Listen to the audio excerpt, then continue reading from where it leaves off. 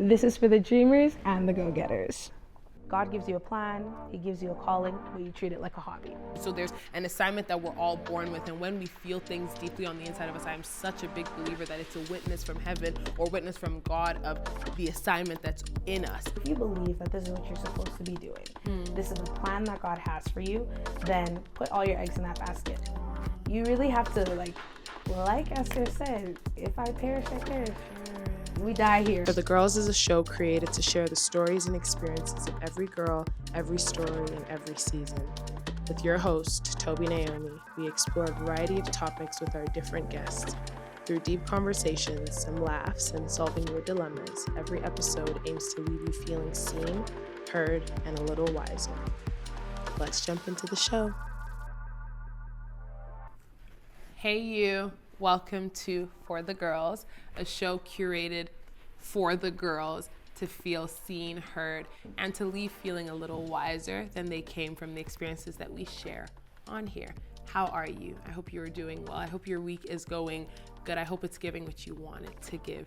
If not, you've picked a great video to watch. If you've been here before, welcome back. If you're new here, let me tell you something. We are in for a time because not only do you get me, but you get someone better, to be honest.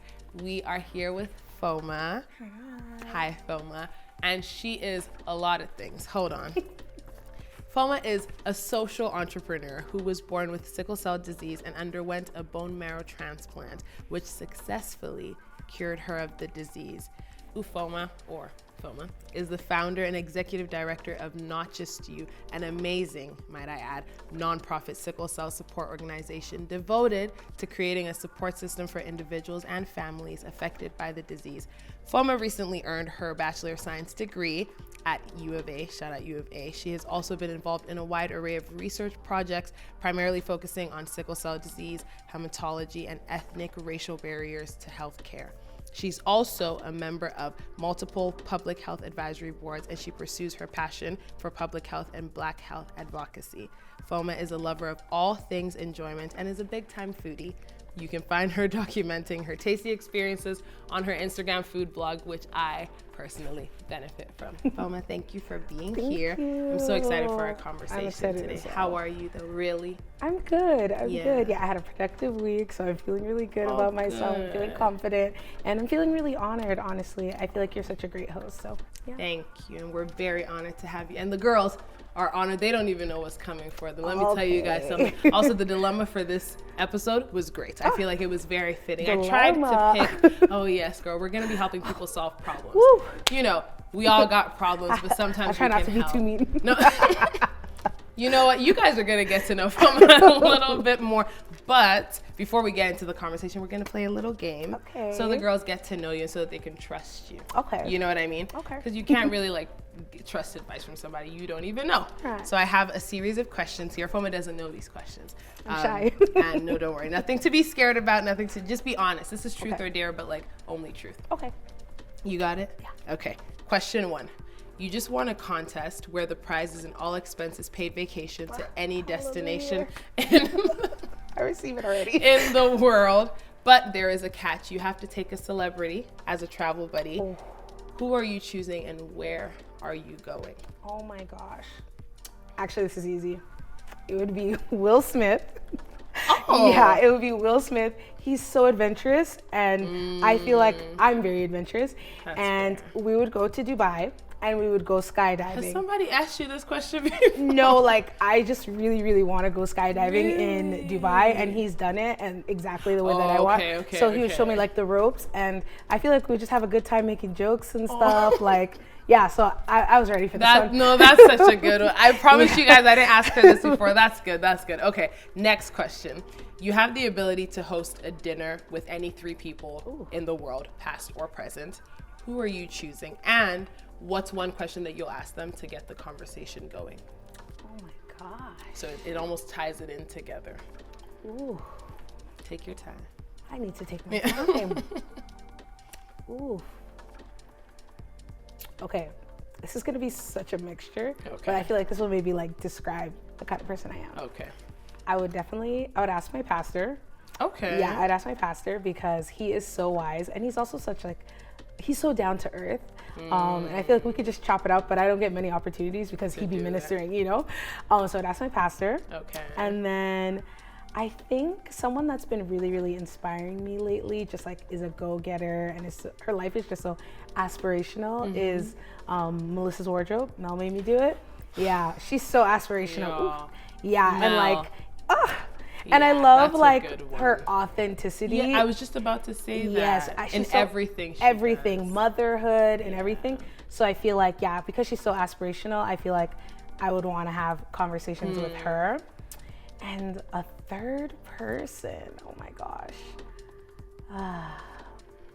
And I also have to ask them a question. That would get the conversation going. So it almost has to appeal to all of them. Okay.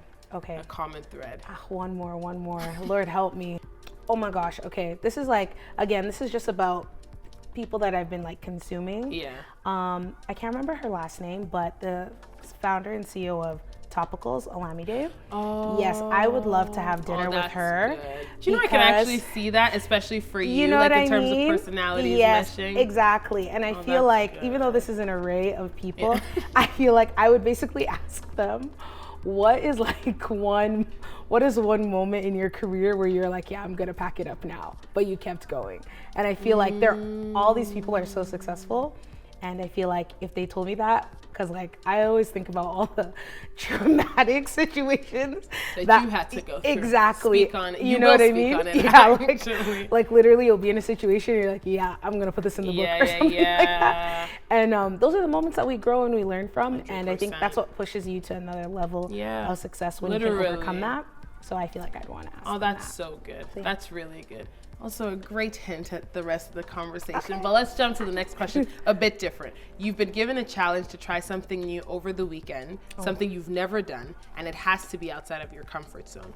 Who are you, or what is the activity you choose, and who are you bringing with you? Oh, something out of my comfort zone.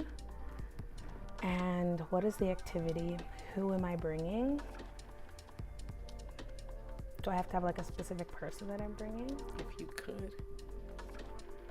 Okay. That would pair up well with the activity. So you could do activity first and who you bring with you. So I think the activity would be, no, because that's in my comfort zone. Oh, gosh. Yeah, That's it would be, crazy. I'm such a type A person. So if I feel like I'm not good at something, then it's out of my comfort zone. So I would do like singing lessons.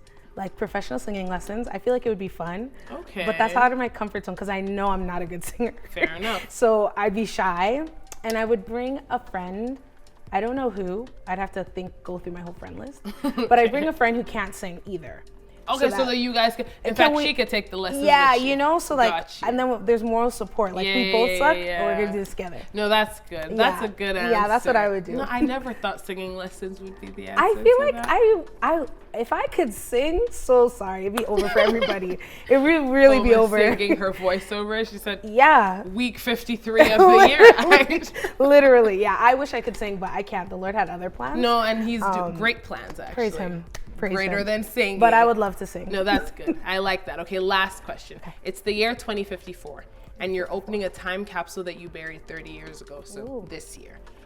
What 3 items did you put inside to represent your life in your 20s, and what message do you think your younger self would be sending to your future? Ooh, that's a good one. This is so like a strange thing, but I would probably put like a hard drive or like a USB of like my like Google Drive or like my notes app. I'm again very type A, so I write everything down. And anytime I get an idea, anytime I'm trying to plan something, like my life is in there. Like a lot of like the things I want to do are all there. So I think I would put that. So just to flip through. Oh, that's like instead of like a journal, it's like it's a digital journal. It literally, but it's like less of a journal and more like an idea dumping space. And it would also show like how my mind was thinking, how a lot of representation. Yes, exactly. So good. I would do that. Okay. And then, what's another thing? Another thing that kind of represents this time in my life. My passport.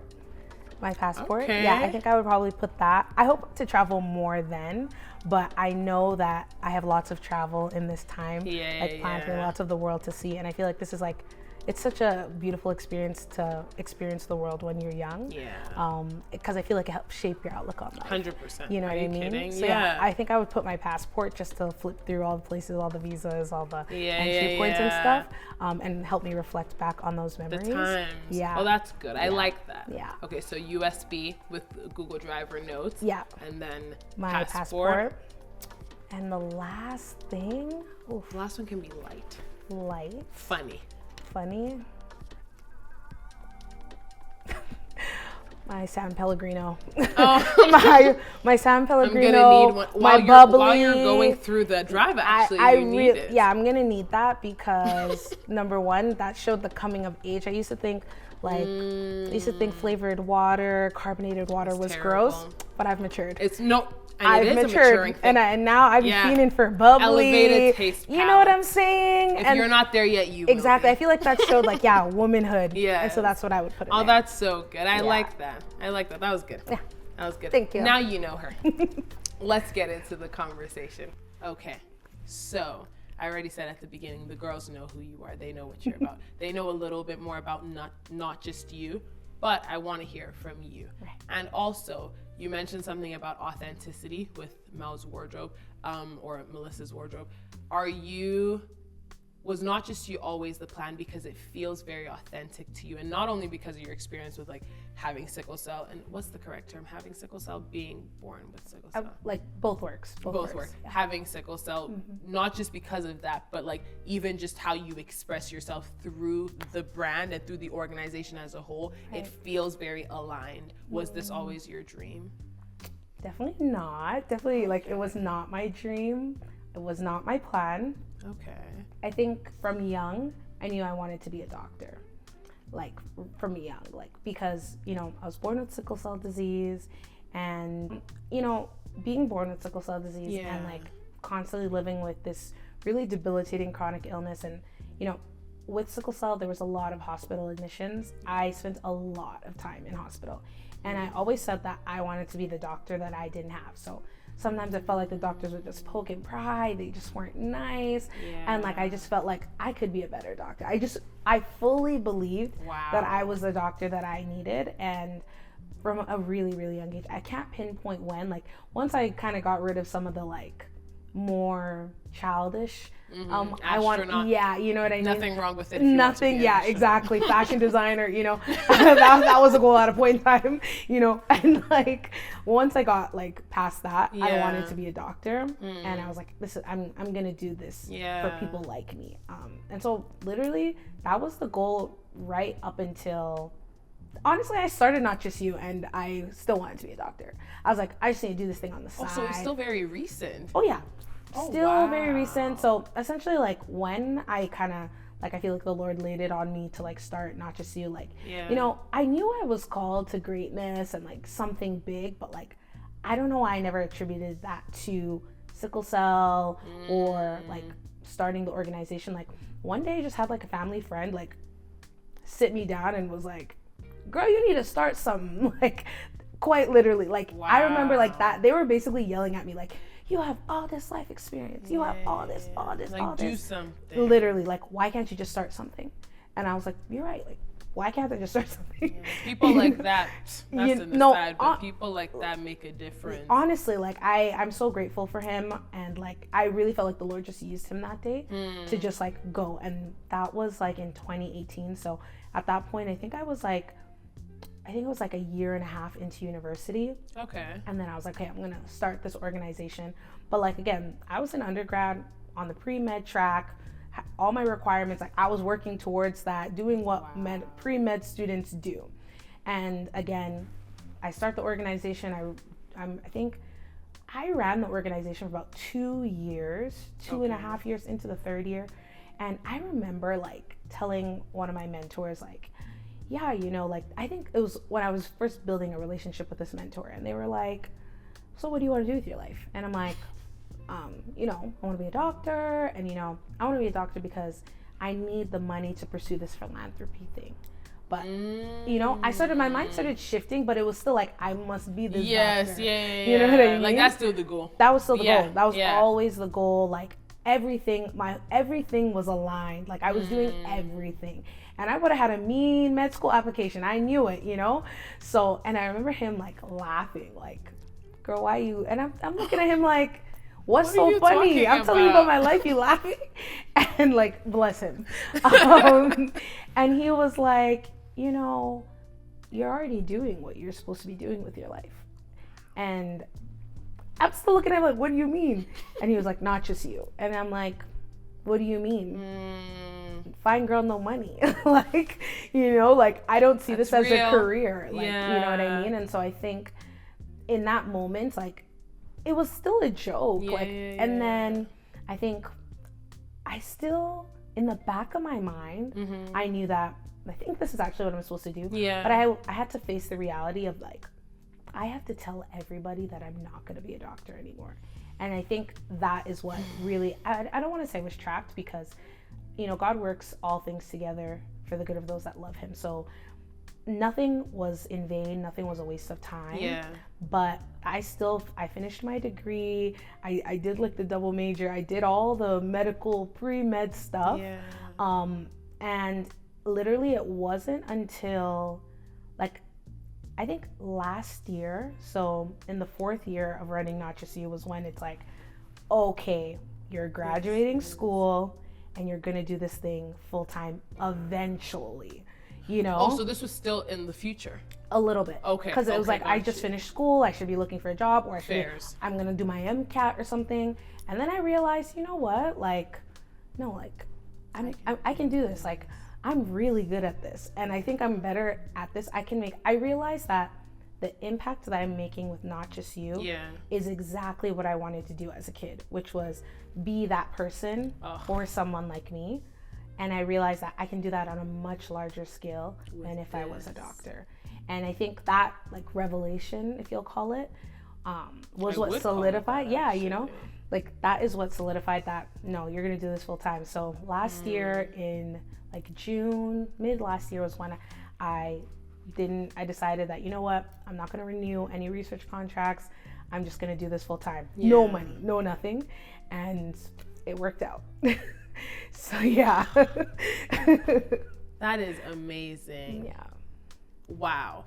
Also, the way you broke that down of the process that it took for you to get here, I think is huge, because a lot of times, obviously we all know it, you see the end result and you're like, oh, this person was just always born with it. And I didn't even know that. The question was actually partially for me to know, was this always your dream? But also hearing the process that it took you through. So yes, you wanted to be a doctor, but you knew your why. However, that why took you through almost a transformation process of, like, it metamorphosized. Definitely. Like, it changed. Definitely. And evolved into here. And sometimes it's not a clear road or a clear path.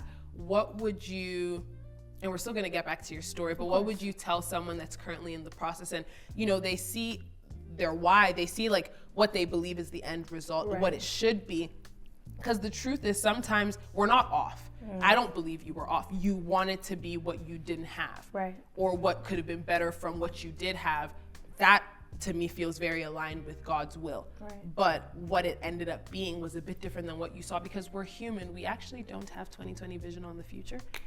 Hindsight is 20/20, but vibes. Do you know what I mean? Like, we're actually just trying to put pieces together. We feel something on the inside. We're looking at the resources we have and we pin it together. So sometimes I feel like we get so attached to the end result that we see in our head. What would you tell someone that has an end result and a why, and it's strong and it's good, but they're currently in the discomfort of things changing? Because you talked about feeling trapped when you were like, I have to tell people this. What would be, like, an advice piece that you would give from that? Because it's a lot. It is a lot.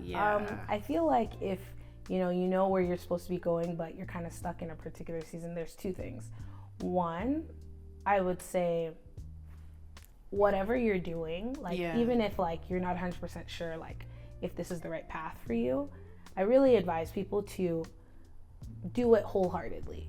Like, do everything that you put your hands to, you should do with excellence, you should do with diligence. Like, you should really put your all into it, because whilst maybe it's not the thing that will take you to where you'll be. It's not your end stage. Like, you're still going to take something from there. You're going to receive something from there. And like, those seeds will eventually bring a harvest in some way. And like, that's why I say that, like, whilst I was in school and I did all this pre-med stuff, like, none of it was in vain, because I still used everything that I picked up from my degree, all the different research opportunities I had, all the different boards, all the different things for that medical school path. Like, I use everything now.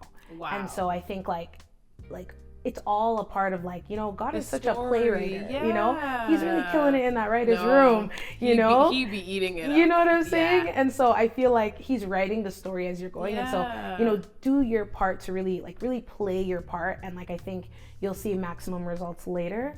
And then I think the other thing is, like, sometimes I look and I'm like, I actually wish that I broke the chains loose earlier.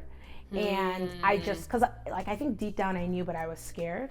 And like, I think about, like, man, like, if I had just put my all into automatic, like, as soon as I remember, like, the impact I was able to make when, like, I'm like, you know what, I'm putting all my eggs in this basket. The impact was major. Like, it felt like that's when things actually, like, the organization started.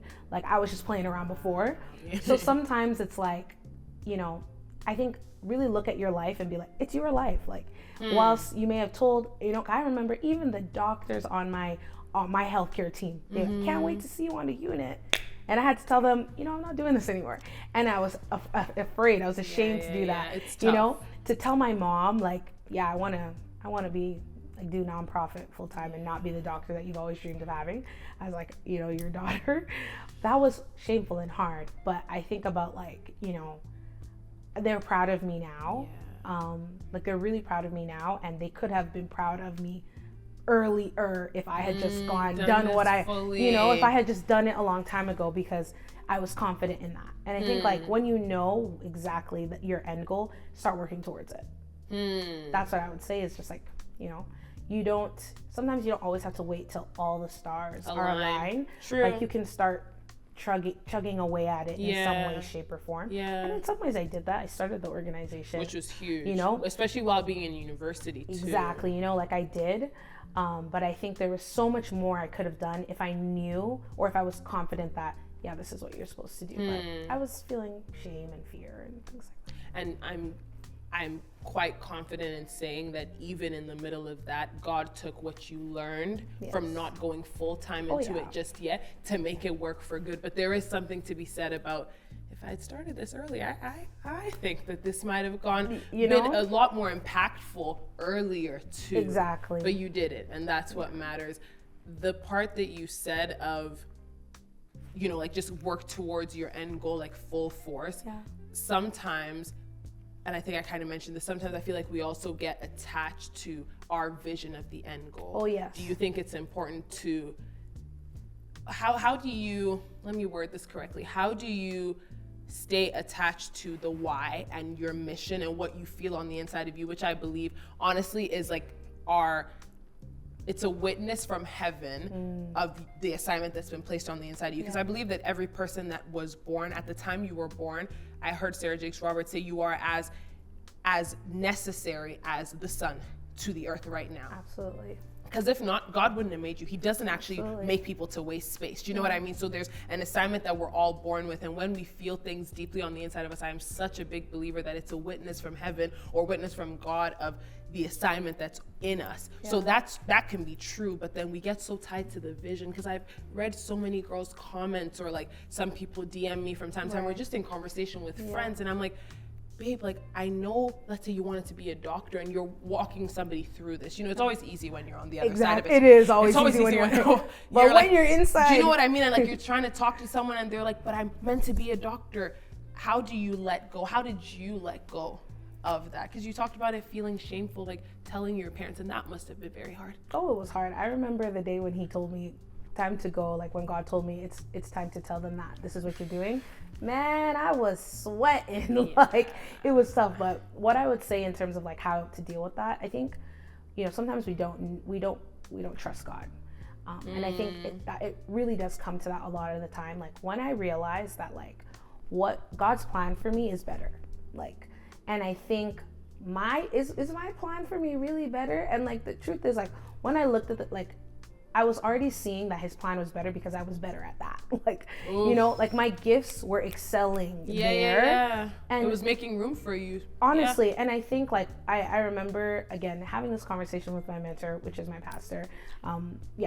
I'll say it like that. Yeah, He's yeah, my yeah. pastor and mentor. No, because there's a difference. The office that he's operating in Exactly, is different. yeah, I get exactly. You. I get it. And you know, I remember him saying like, you know, you have so much capacity and you have a lot of gifts. And when we were talking about it, was like, if you go this path, you will excel, because I'm one of those people, if I put my mind to anything, I can do it, you know? Yeah.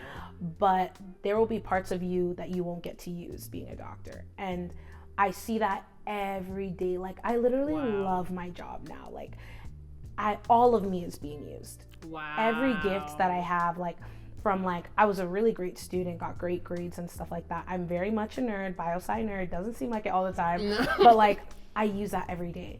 And I'm also very, very creative. Like, you know, like I used to draw and paint and like be very artistic. I get to use that all the time. I'm a planner. I love organizing events. I love hospitality, of hosting people. I get to use that. And like, if I was a doctor, I probably like that part of me would have like died off, you know? And so I recognize that like God saw all of those things. And that's, and I want to tell people that like God knows who you are. He made you. He knows everything inside you. So like his plan will include all of those things. He'll make sure that you're being maximized and that you're receiving the maximum blessing. So yeah, honestly, so for me, again, like if you can just trust that God's plan is better. When he's telling you the direction to go, you should just go that way. Yeah. Like, and the quicker you do it, the sooner the blessings. My dear. Less stress. Yeah. So yeah. No, that's so good. That's so good. Ugh. That'll preach, honestly. If we actually ended the episode. Click. No. I dropped. Just kidding. No, but that was really good. Sometimes I feel like we're a little bit arrogant as humans. Absolutely. And the thing is, I don't want to say not our fault, but like, not because we're trying to be, not because we're bad people by any means, but there seems to be, and I hear it a lot, even when I'm ranting sometimes, and I have to catch myself or after the fact, but hear it when I'm speaking to people, speaking to my friends, you know, talking to people, and I'm like, oh, why do you think that you that doesn't know what's going to happen in the next 5 minutes We have a know better everything. plan? No. You have a better plan for the next 5 years of your life. And you said God didn't do this and now I can't do this and this, but you don't know if you're going to be alive in the next 5 minutes. Let's be honest about it. We think we know everything. We thank God for the promise of God that gives us long life. So, okay, yes, you can say, yes, I do know I'm going to be alive. You don't know if this place is going to have an earthquake in 5 minutes. Exactly. So how much more the God that sees the next 5 minutes, how it's going to impact the next 5 years, and is a good Father and a good God. So him making plans is with everything in sight. Just had to add that in there, because when you said sometimes we don't trust God, I honestly think that's what it comes down to. And not to be churchy, just like on a very like logical. No, honestly, like it just makes more sense. Plain. Like, you know, like you said, like who knows if it's in 5 minutes, like there might be an earthquake. At least I'm in His will. Thank you. And I think like it's that's like it's sometimes a deep revelation, and by no means is it easy. No, not Like at all. it's not like Please don't get me wrong. by Like I no said, means my is it rants, easy. I'm looking at myself. literally talking. though. Yeah. Because He be seeing me day and night. Yeah. Always got something to say. Yeah. Just be quiet and follow what the Lord said. I don't want to say we're sometimes like the Israelites to that, because I know sometimes the Christians will be feeling like that's a cuss word, but It's true. deep, that's all I'm gonna say. Now another question. Yeah. What are your thoughts on people saying, I'm waiting on a sign to move? So let me find a better way to word that. A sign to get started.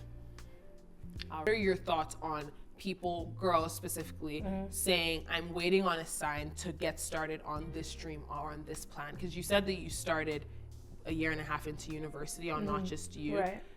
But there's also a lot of conversation on waiting for the stars to align, or waiting for, you know, the cards to just be right, because first of all, you're in university. Let's use you as an example. Right. You're actually trying to become a doctor.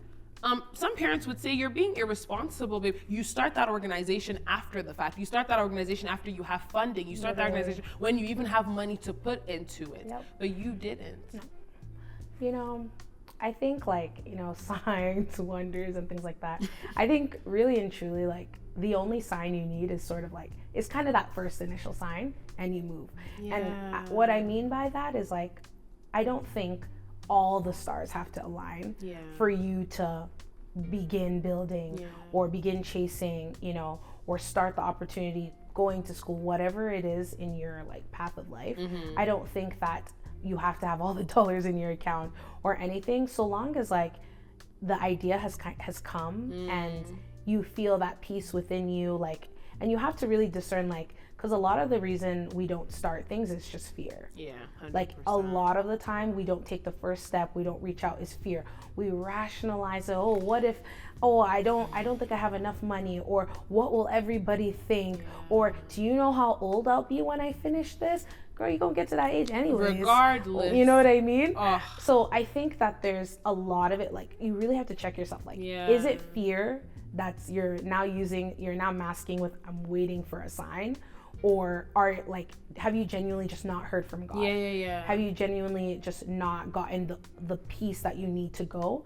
And I think for me, in my case, like, I already knew I was supposed to have been started. The signs were there in the sense that the call had come many times. Again, as I sort of mentioned in the beginning, like, I always knew that I was called for something big. I had all the experiences, and literally someone just said, go. And I call till this day, I call myself a DIY founder, like DIY CEO, DIY founder, because I just Google everything. Like, now I got ChatGPT. God bless him.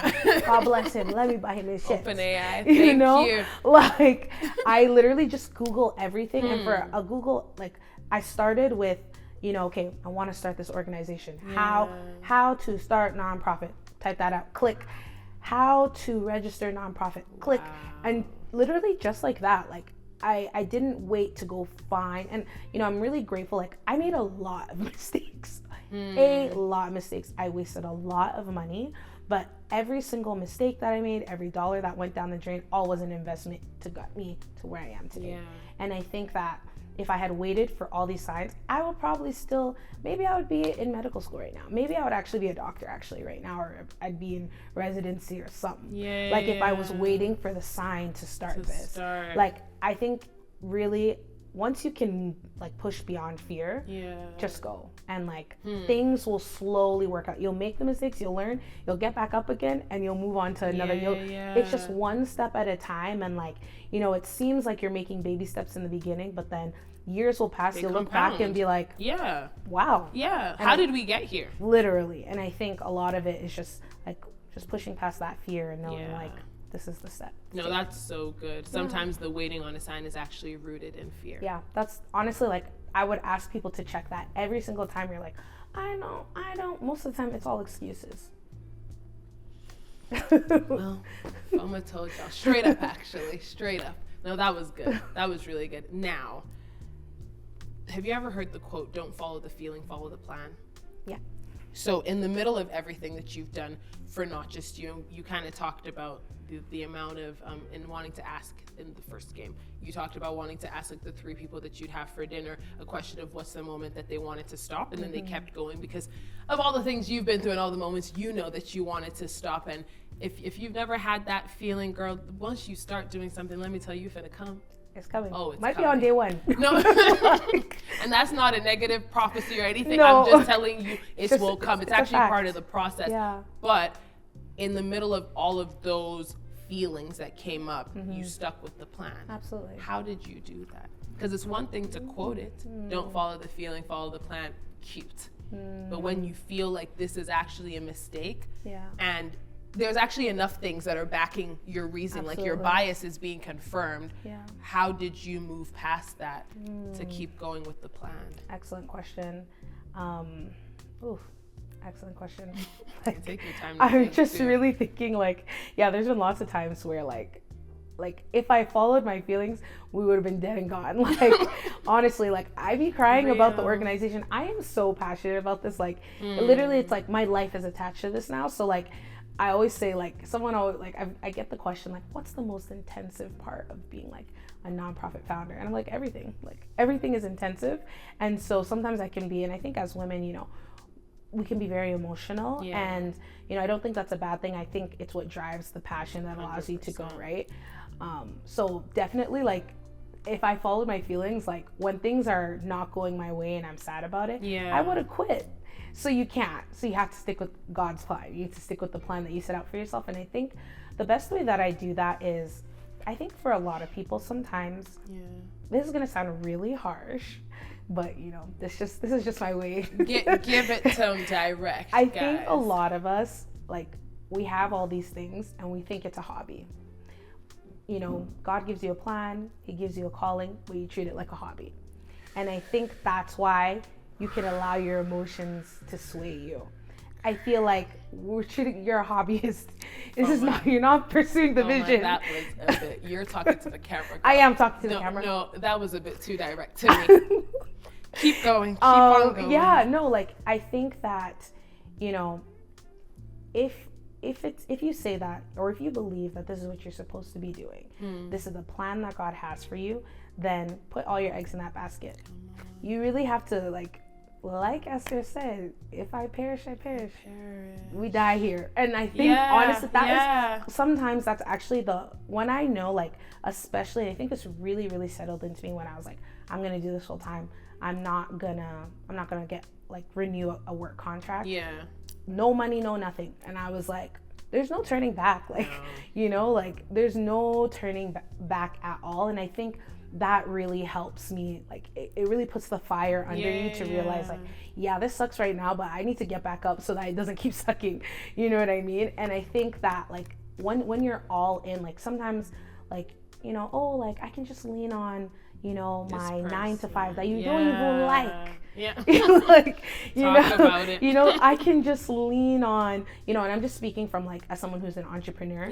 But, like, there's so many things. I can just lean on my friends for support. Your friends can fail you too. Like, you know, there's so many things that I think it's like we're one leg in, one leg out. So I think that is one of the main things that I would say is, like, you know, forefront of your mind. Like, and I think one more thing that I would probably say in terms of what, like, how something to help you actually stay on track with the plan and not follow your emotions is actually, like, fresh reminders of the vision and fresh reminders of your why. I think when you, like, it's so easy to forget why you started something, 100%. Right? And I think remembering, like, in my case, like, there's a whole community of people who have sickle cell disease that I do this for. And, you know, I regularly try to connect with that community and connect with their stories, think about my own story. And it reminds me, like, no, there's actually people depending on me to do this. In your case, there are girls waiting and depending to hear, like, the stories of other women that you're going to speak to and their stories. Like, there's maybe someone sitting in their room and, like, literally they're at rock bottom, and literally the episode that you film, that you talk to someone is exactly their situation, the word that they needed, right? And when you think about, like, there are so many people connected to this vision. If I give up, I've just cut off so many people. Too many people on the line. You know what I mean? And I think that is something that keeps me going when, like, I'm really, really down. Like, you gotta pick yourself back up again, because I can't let all these people down. You know, like, I don't, at the end of the day, we're not saying that we do it for them all the time. You know, like, when God gives you something, you're doing it for him, right? But you know that there are people that are depending on you. To you. Because your assignment isn't just for you. It's not. Like, God wouldn't do that, you know? And it's not a selfish thing. It's not for you. So, no, that's so huge. And I think that sometimes we fall into a false sense of humility. Absolutely. When we say, oh no, but this isn't even going to affect, who am I to think that what I'm doing is going to affect lives? Babe, that's actually why you were created. Quite literally. None of us was created to just live in this silo that's just you, yourself, and you. Even if at the very least, what you do affects your family. That's enough people to consider to get up and do what you have to do. Quite literally. And I think that, thank you for, like, even, like, you know, pointing that to For the Girls, and that's a huge part of my motivating factor, motivating force, whatever it is, because sometimes I think it's very easy, like you said, to forget the why, but also to forget the humanity of your why. This isn't just for YouTube views. You can actually get millions of views, and by next week, it's not gonna matter, even if you got the money from it. Because I know sometimes we're like, oh, views don't equate to the money. Okay, when you now get the money from it, then you spend the money and it finishes. But when you realize that, like you said, there's actually a girl that needs this. There's actually somebody who is going to be in the hospital about to undergo a bone marrow transplant and needs to hear that you also did it, and then see you physically and see what you're doing after that. Like, it's huge. And I think if we realize that there's humans attached to our assignment and our why, we're gonna be a lot less lazy about it. Absolutely. And a lot less hobbyish in our approach to it, because that was a read. That was a read. No, honestly, like, you know, I always used to cringe, like, when people are like, CEO, and I'm like, it's everyday CEO. Is it everyday CEO? This is the, like, not all of us are CEOs. Some of us are hobbyists. Not me. No. I have relinquished that part. God forbid. You know what I mean? But it's true. We throw it's these true. words around all the time, but like, are you really about that life? No. You know, it like, really. We die here. Do you know what it means to say that? You have to view that. That's the only thing that will push you to greatness. Yeah. So, yeah. No, that's so huge. What would you say to the girl? And actually, I want to ask it this way first. What do you wish that you knew before you got into this? And it can be multiple things, or it can just be one thing. Because you've done this for what, 6 years now? Yeah, like. But full time, 2 years or 3 years? Literally, like full time, a year and a half now. That's and crazy, then, because you've done so much in the last year. Oh my days. I'm really grateful. I really am. Oh my days. Yeah. Actually, like, I talked about like mistakes a lot, and I really emphasize that, because I wish that someone told me that I'm gonna make mistakes and that's okay, and like, any mistake you make, it can never be your end. And I think that, like, when I first started, and even till now, like, sometimes when I make mistakes, I'm like, that's it, it's over, I'm canceled. They're gonna come and take this away from me. They found it. You know, my village people have caught me. Like, I literally am so dramatic, and it gets to a point where, like, I get paralyzed by my own mistakes. Like, I feel like I can't move forward. Like, it used to take me so long to recover from, like, when I made a blunder, or when I don't understand something, or if I've made a mistake repeatedly, you know, like, and like, sometimes, like, you get to a certain point where, like, you're building something and it's getting larger, and mistakes are costing money now, thousands of dollars, you know, or it feels like, you know, things are being wasted. And I feel like things like that would really paralyze me. I'd be like, you suck at this, or, you know, and that negative talk will start to come in. And then I'm just not confident in something that I know that I'm called to do. So I think I really would have wished that someone would tell me that and say, like, if you make a mistake, like, it's okay, like, just get back up and do, like, continue, like, just shake it off. Like, you need to make mistakes. Like, someone telling me that, like, it's part of the process and that I need to, and, like, you know, fail fast, fail quickly, fail forward, so you can get onto it. Exactly. Like, that's actually, like, some of the people that we see who are doing such great things, they have made huge career blunders, 100%. And that's what propelled them. 100%. I think I needed to hear that a long time ago. No, that's so good. So you talked about dreams. Obviously that's, like, been a huge theme of this episode, but sometimes I feel like we romanticize following your dreams and chasing your dreams, and it becomes a sexified thing of, well, I'm chasing my dreams, and, like, being called CEO and like, you know, the hailing and all of that, and it's like, it's enough. And not even just because, like, I don't mind if you call me the name, you know what I mean, like, okay, cool, but, like, we be using that name, throwing it around like, oh, founder, and it's like, my dear, you actually haven't found anything. Like, we're still searching. And, you know, and even like now, when you actually start, like, living life, like the title, I was just gonna say yes. So then you're now looking at the reality of it, and you're like, why are we hailing it like, it is a good thing? This is the end of me, actually, like, or it is wanting to be the end of me. What would you say to a girl who wants to chase her dreams and is in that in-between period of I know that this is going to, because the truth is a lot of us do know that it's going to take something out of us. I don't think we're stupid, especially not the girls that watch this. They know their stuff, but sometimes you get caught up in, I know it's going to be hard, but then also I'm in this place of like playing it safe. Right. What would you say to them? The ones that haven't gotten to, if we die here, we die here. Get there. No. Sorry. Foma. Let me not. No, I think like, it's really like, again, it may be rooted in fear, why you're like, because you really need to check, like, ask yourself, why are you playing it safe?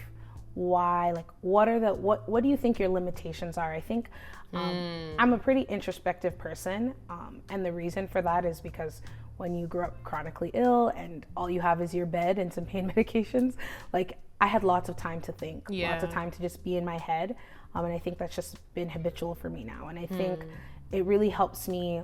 I'm constantly reflecting on like what I'm doing, and I think I find that sometimes we don't actually analyze our own actions or our own feelings. Like, you really need to ask yourself, like, why are you feeling this way? Like, you know that you have something good, you know that you have all the capacity to do it. Like, what is the actual root of that? I think getting to that root can really help you, like, move forward.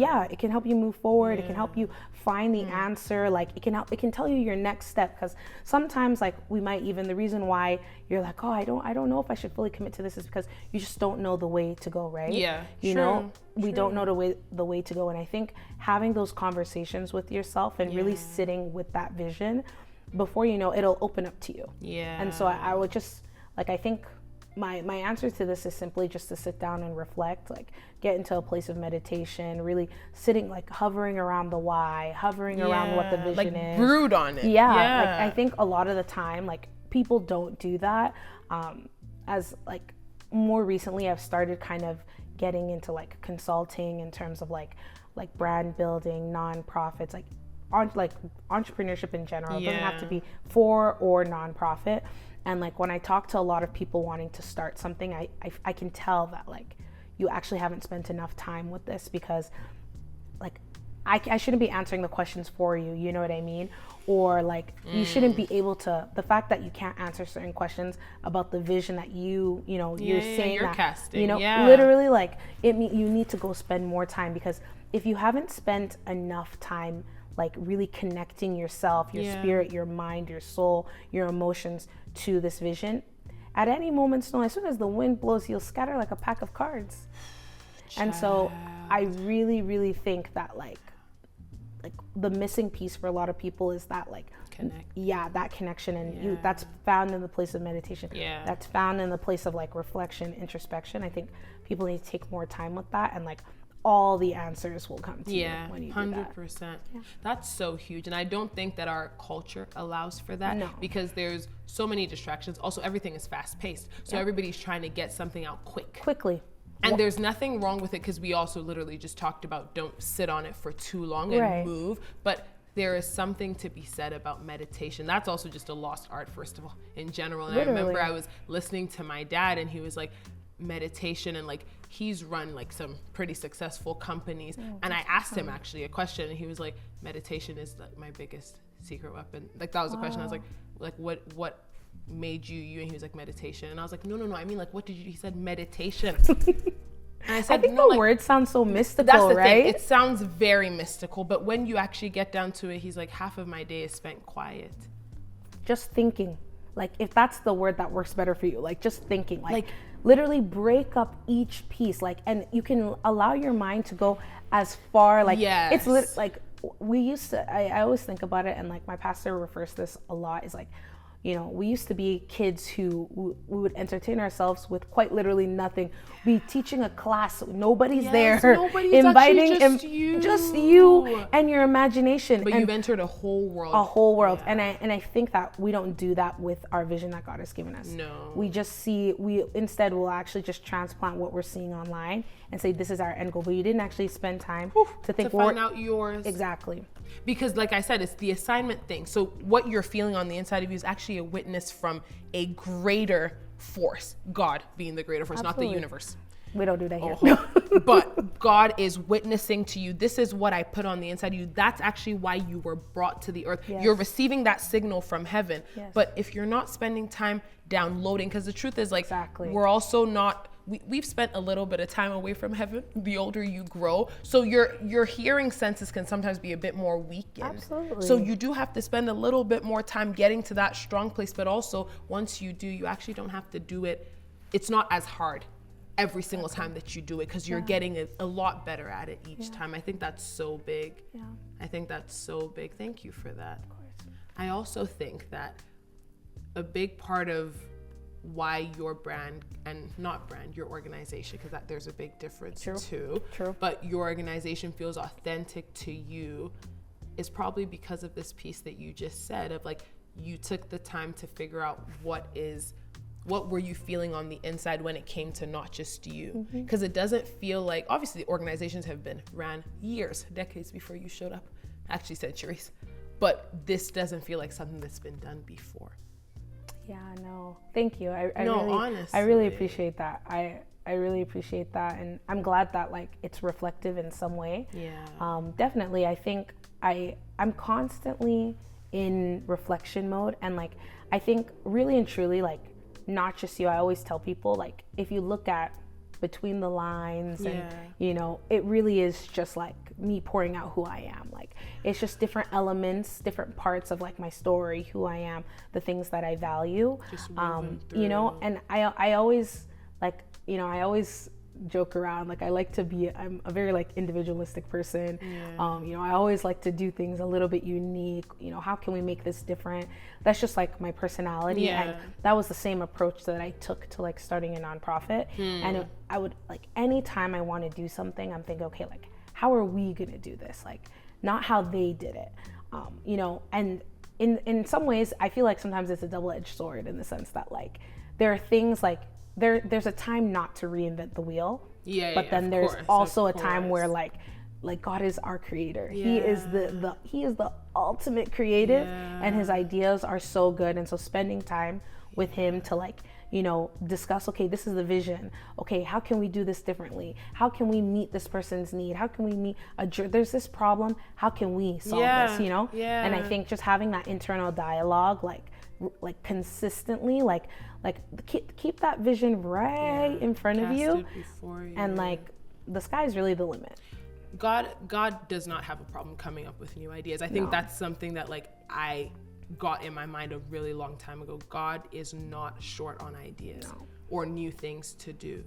One thing that I thought about while you were speaking that feels a little bit different, but it'll come back, is that sometimes when we're meditating, though, I think a reason why we maybe run from meditation is because you have to choose the focal point of your meditation, and that's not always easy, because it's actually possible for somebody to be thinking a lot and they're thinking on the negatives. So you're meditating, no doubt, but everything that you have done in the last hour, whatever you've done, has been on all the reasons why it won't work. That's worrying. Why it won't work. That's worrying. That's not even meditation. That's worrying. I was just gonna say, what would you call that? Because that can't be the same thing. That is worrying, because now you're like you said, you're just meditating on the negative, meditating on how things, and, like, me, I think I am one of those people. Like, I overanalyze everything, and it can really, like, send you into a dark 100%. Place. It can stifle your progress. It can really dampen your confidence in what you're doing, because I think that people, like, a lot of the times, like, you know, not just you, like, a lot of the time I just tell people it's God's favor. Like, oh, I'm not the best at everything. I'm not the greatest. Like, there are people doing what I do better than me in some way, shape, or form. But, like, you know, one of the things one of my mentors always says is, whatever you present as confidently will appear beautiful. And I think when you worry and you just keep thinking about the negative and the negative and the negative, you don't have a confidence. And when you present something, people will know that this wasn't done confidently. And now that's when all those negative things you were worrying will actually affirmed them. And they'll start coming to pass now, because you've now presented not a quality work, or not something that you're confident in, right? You're here shaking like a leaf when you know that this is something that you're called to do, right? And then I think that's when all those realities that you were like, oh, I don't want this to happen, they'll slowly start. So it's really important that like we have to really that time of meditation is for the positive. That's why like I make that analogy to like when you're a kid, to let your mind run. Like in meditation, there's no limitations. Like see the end, for instance, of your vision where, you know, I don't know, you got the dream car, you got the dream house, you have all the impact is large, you know, all the people, you're talking to the, you know, all these people you dreamed of, right? You can do that. And then now, okay, come back to reality. And let's work out the steps. Exactly. And that's how you can kind of push past a lot of the things that we talked about. No, that's huge. That's so good. You're so good. You're so good. Appreciate it. Bless God. So we're gonna help a couple people out with dilemmas. Okay. Some people have some troubles, and you know they're just trying to get advice or two. Okay. Our 2 cents actually is needed here. Okay. Yes. Okay. Okay, you ready? Yeah. So this girl says, or guy, don't know, anonymous. I have big dreams and ambitions, and I can't help but feel down when I see you and or others living out those big plans, and I feel like I just meet one roadblock after the other. What's a girl meant to do? Yeah, I feel that one. I do too, but I think like I totally relate to this, because I remember like there was a time in my life where I felt like this. Like I would just see like even just like listening to people speak so confidently, I remember that used to make me like, I would just admire them, be like, I can't wait till I like speak and like don't stumble on my words, or you know, real. like, and I'm like, oh, I want to, you know, like I admired people like that so much. And I felt like I couldn't do that because like I could barely pass a class or something like that. And I think sometimes we have this illusion that like all these amazing people that we see aren't struggling, aren't facing roadblocks. Like you're only seeing the highlights online. Even when you talk to certain people, like they can't even get into all of it. Exactly. There's not enough time for every roadblock. You know what I mean? And so I think that whilst it may look like only you are having roadblock after roadblock, like I guarantee you, like those people that you're admiring, they're probably facing those same or similar, some form of roadblock. And I think again, it's just about picking yourself back up and knowing like, no, I'm gonna achieve this dream, I'm gonna keep going. Like, you know, I really don't want you to feel like they're doing something that you can't. Like God desires good for all of us. He has called all of us for greatness. There's room for everybody at the table. If your dream is to be an influencer, and it seems like everybody, the influencer market is saturated. Your chair is empty. Like your chair is empty. So I think like don't allow like what you're seeing, you know, discourage you, inform how you should behave, tell you that you can't do what you want to do. No. And even when I like read that out, and then you started off with, I sometimes wish that, or you would see people speaking, and you'd be like, I can't wait for that to be me. Do you know that's a very big difference from how at least I've heard a lot of people speak? Because seeing that, instead of it being, I can't wait for that to be me, it's, that can never be me. Reframing that is so important. Period. What you're seeing is actually proof of what you can do. It's not meant to be a discouragement. It's actually meant to be an upliftment of the fact that that's been done means that I can do it too. Because honestly, the quicker we realize that these people doing these things are actually humans. I know our parents used to joke and say they don't have 2 heads, but they really don't. Literally. Like anywhere that they are, anybody that they are in anything, and I'm talking about like the billionaires of the world, they actually don't have 2 heads. There's nothing that separates us from them. Yes, obviously access to knowledge, you can say we didn't live the same lives, things were different, but things were different for you too. Things that they wish they had that you have. Seeing somebody do something is not, it's not meant to be a downcast, it's actually meant to be proof that if they can, I can too. It exists. Absolutely. And it's possible. Absolutely. But I do think, like you said, the roadblocks part is really hard, because I guess like that was like the biggest part of this dilemma to me, was like, I'm just meeting one problem after the other. You have to keep pushing past. You have to keep pushing past. Also knowing that everybody is actually pushing past. Yes. And I think what you said about like reframing your mind, like instead of looking at these challenges as like, oh, this is just to set me back, or you know, my village people have caught me, you know, something like that, you know, like you can instead like really reframing your mind, say, okay, what does God want me to learn from this roadblock? Or, you know, like, or thinking like maybe God put this here because I'm not ready for something yet, because like you don't ever want to get to your place of glory before you're ready. It's time. Because now it's a place of shame. So sometimes we bless God for the roadblocks. Child. Yeah. No, that's good. Yeah. That's good. It can be painful, though. Absolutely. I recognize that nobody wants to go. Like, even sitting here and talking about it, there's some that you're currently going through. Yeah, and you're I'm like, being true. Man, I wish it wasn't so. Yeah. So it's understandable to wish it wasn't so, but babe, we're all gonna have to go through them. It's just part of life. It's honestly, and that's part of your story. Absolutely. But it's gonna turn around. So whoever you are, I try to, like, whenever people leave, because these are from comments or DMs, I try to like go to their page just to even get an idea. And this person had no posts on there. Oh. Should I read the second one? Pray for you in Jesus' name. Amen. Okay, this is the second dilemma. Okay, we ready? To relationship one. Hey girl. So I've been speaking with this guy for 2 years. When I wrote this, I thought it said 2 months. I've been speaking with this guy for 2 years, and I don't know what direction it's heading in. Speaking.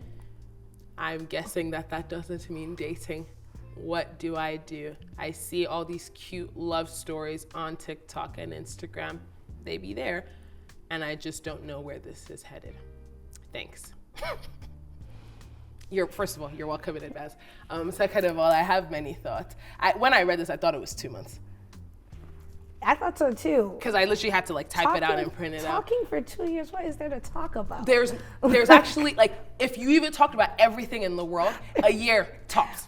That's a year even tops. too much. No, lock it off. What are you talking about? I would probably say, let me not laugh. This is something. No, this is serious. This and is baby, serious. we're not laughing. By the way, nobody's laughing at you. No. This is just it. No, it's we've a all crazy had our situation. fair share of situationships and stuff. 100%, So no judgment at all. But I think that there's nothing left to talk about.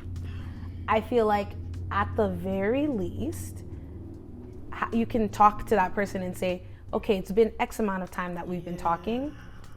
Do you see? Where are we going?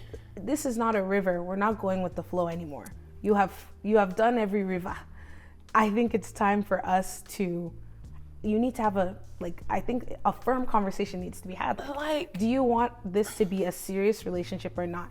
Yes or no? Because you've done 2 years, you've done everything there is to do. I'm so sorry. What are we talking about? Exactly, the conversation is over. Sorry, babe, we've been very motivational this entire episode. This is gonna have to change. As a big sister, or whatever you consider us, it's a no. Sitting here, exit. No. It's a no for and me. obviously, over 2 years, let's be honest, you've built a connection. It's not as easy as just saying exit. So I recognize that this is probably going to be a long conversation. That's where what Foma said comes in. Ask have the questions. Conversation. Yes, have the conversation. But if this man hasn't told you anything in 2 years, because for you to be writing this, you know what, maybe he has given her something of like, this is where I feel like we're headed. So there probably has been that. I think it's time for an ultimatum. Shout out Netflix. No.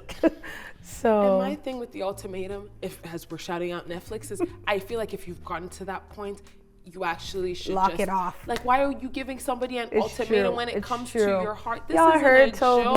Y'all heard Toby. I'm so sorry. When I read, I'm telling you, I had already planned. That's why I said I won't answer it. Like, I thought it was a simple, like, okay, maybe you guys should just have a quick conversation. The fact that it's 2 years, because I copied and pasted. The fact that it's 2 years, sorry, babe. Love you. Sorry. It's gonna suck, but it's better to cut it off now and get back the time that you have than to have spent more time into this and then end up with somebody that doesn't know how to cast a vision.